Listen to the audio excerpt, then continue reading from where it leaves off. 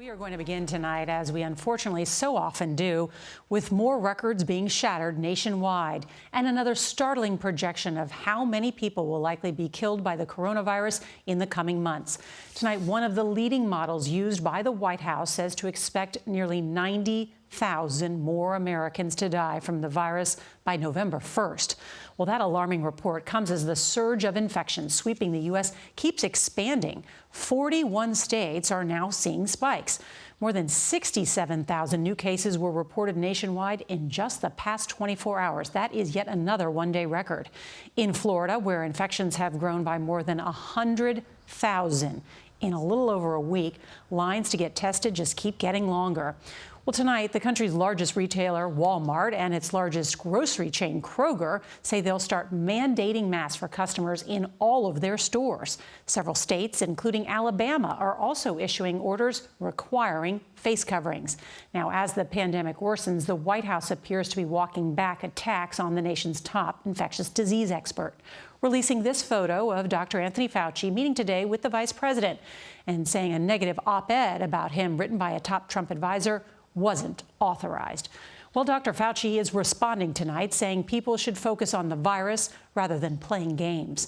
There's clearly a lot of reporting to get to tonight, and we've got a team of correspondents covering it all. CBS's Manuel Bojorquez is going to lead off our coverage tonight from the hard-hit Miami. Good evening, Manny. Good evening, Nora. Over the past week, Florida has added, on average, more than 11,000 new coronavirus cases a day. Miami-Dade County's ICUs have reached their traditional capacity and are relying on surplus beds to treat patients. Super long. See the line? As thousands across Florida once again pack testing sites, military medical personnel arrived at overwhelmed hospitals in San Antonio. New cases in Texas were down, but the state set a single-day record for coronavirus deaths. Austin's convention center is set to become a COVID field hospital next week. I got tested yesterday for COVID-19, and the results came back positive. Oklahoma's Governor Kevin Stitt became the first governor known to be infected, but said he won't enact a statewide mask order. Alabama's Governor Kay Ivey did. I'm calling on everyone in our state to practice personal responsibility and wear a mask. The order comes on the same day the world's largest retailer, Walmart, announced it will require customers to wear face coverings in all U.S. stores starting Monday. A similar order for all Starbucks stores went into effect today. And there was this warning today from Chicago Mayor Lori Lightfoot, who said the city was on the precipice of rolling back reopenings if young people do not follow safety guidelines. I won't just turn the car around. I'm going to shut it off. I'm going to kick you out, and I'm going to make you walk home.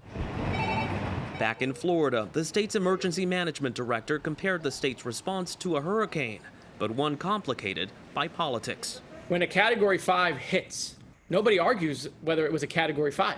No one says, no, it was a Category 2. And in this disaster, we're arguing over everything.